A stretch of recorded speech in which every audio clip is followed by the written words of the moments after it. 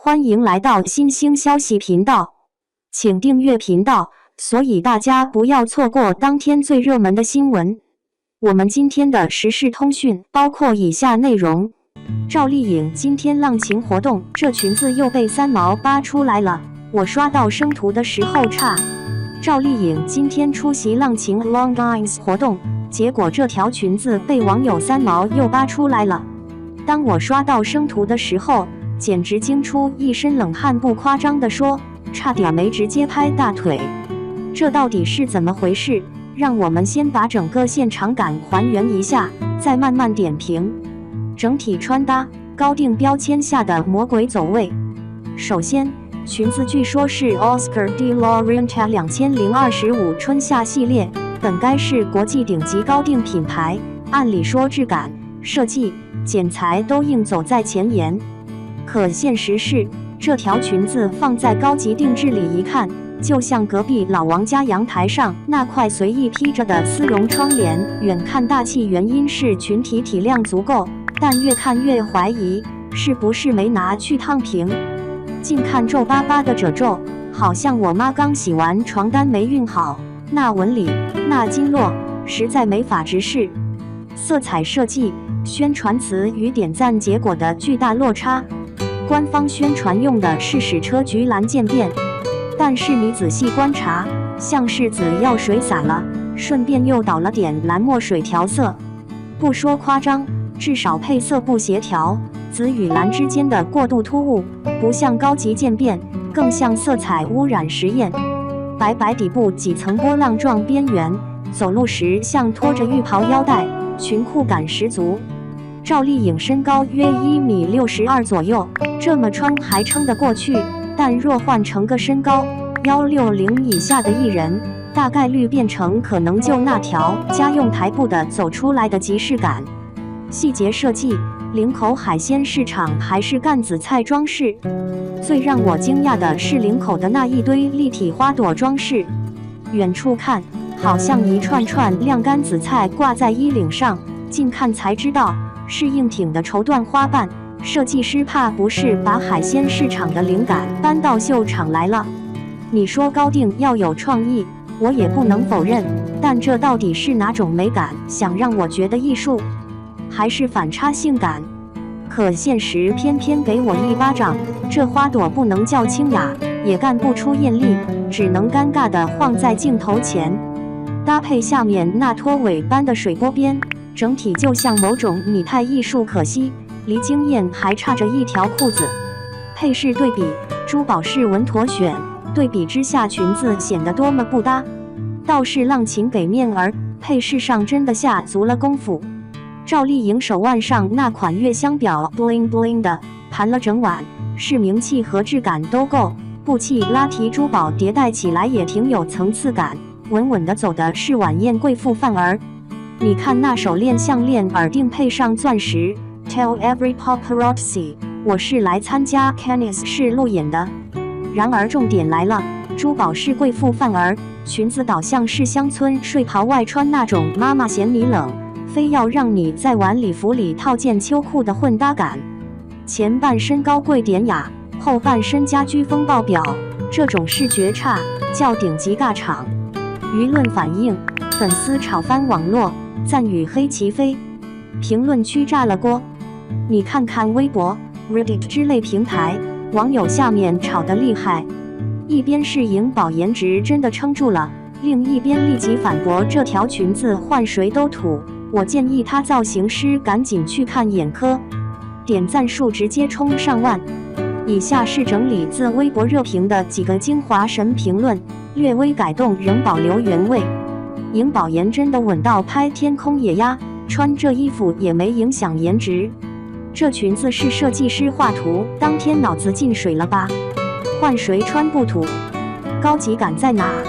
完全看不出来，反而有人说像披窗帘走秀，我看不是夸张，是直击事实。一句建议造型师去看眼科成为今天最热梗。造型师这根彪悍线，从封神到翻车一路横跳。说真的，这几年赵丽颖的造型，要么被夸封神，要么成功上热搜翻车。记得上次她穿那条麻袋裙，直接登上热搜，被网友批成先锋艺术。团队解释是艺术理念先锋风尚，可观众怎么看都像准备参加清明上河图 cosplay。如今换了高定品牌，依然踩雷。难不成赵丽颖的造型师跟丑裙子有感情线？还是每次团队都在我跟国际品牌合作就一定不会翻车这种自信里没上限？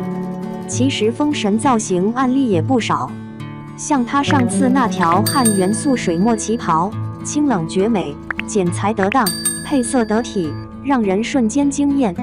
因此归根到底是简单利落款式极具美感，复杂花里胡哨的设计反而让她在时尚雷区。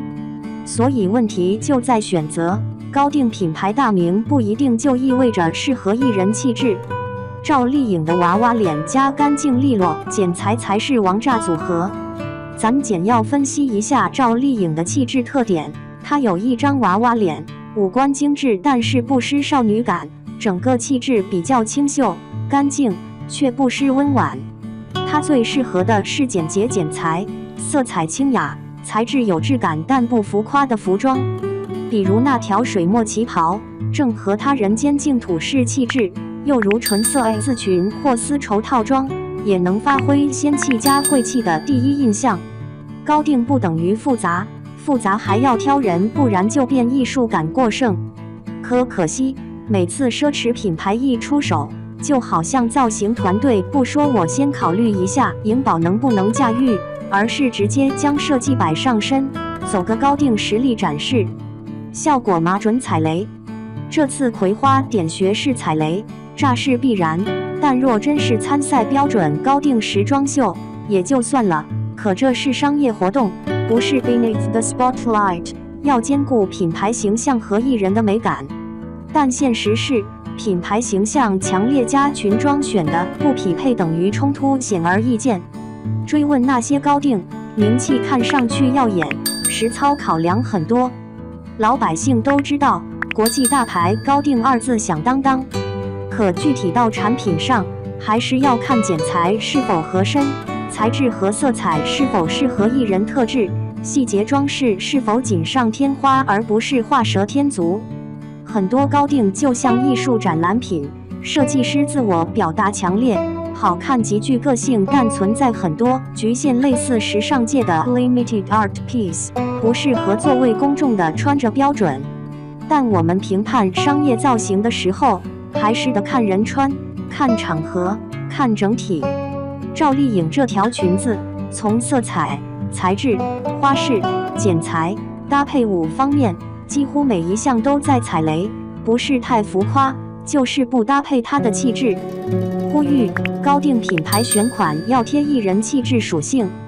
所以我想说一句，租高定、买高定都不是重点，重点是如果艺人本身气质清甜，五官清丽，就选那种干净线条、色块鲜明、设计简约但懂得场合分寸的款式。如果艺人本身气质个性张扬，偏复古浮夸，那才适合去挑那种极具艺术实验性的搭配。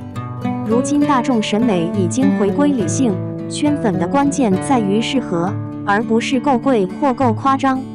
赵丽颖的造型团队要么挑高定挑错样式，要么承受观众善意的吐槽。粉丝说她颜值撑住了，但造型带节奏，造型师可要看到了吧？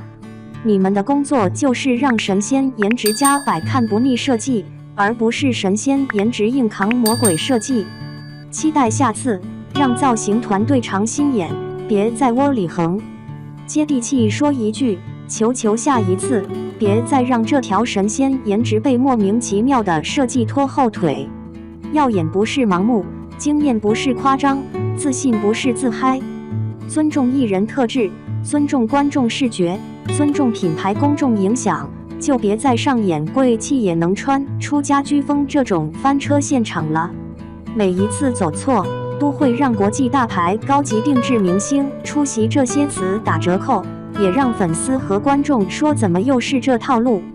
总之，浪琴配饰这次算是给力，但 Oscar de la Renta 这条裙子在公共舆论里的评价已经被打了折扣。下一次的造型，希望能听见观众说这次简直封神，真是为影宝量身打造，而不是又被造型师拼命找雷的无奈叹息。下回请务必慎选，尊重艺人气质，排他一个最合适的红毯和活动造型，别再让我妈怕我冷套秋裤在线观看了。